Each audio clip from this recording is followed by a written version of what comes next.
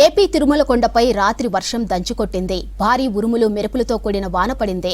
కొన్ని రోజులుగా ఎండలు ఉక్కపోతతో ఉక్కిరిబిక్కిరవుతున్న భక్తులు వర్షంతో సేదతీరారు. వర్షం కురవడంతో జిల్లాలో ఒక్కసారిగా వాతావరణం మారిపోయింది. భారీ వర్షానికి లోతట్టు ప్రాంతాలన్నీ జలమయమయ్యాయి. దుకాణాలు నీట మునిగాయి. మరోవైపు వర్షం కురుస్తుంటే వెదర్ను ఎంజాయ్ చేశారు స్థానికులు.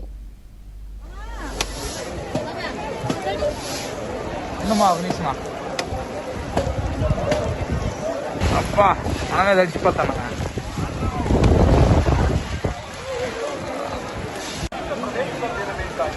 నాకు ఈ చేతిలో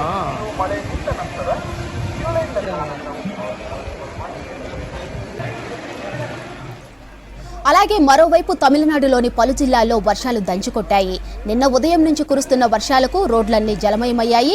దీంతో కన్యాకుమారి, తిరునెల్వేలి, తెంకాసి జిల్లాల ప్రజలకు వాతావరణ శాఖ ఆరెంజ్ ఎల్లో అలర్ట్ను జారీ చేసింది.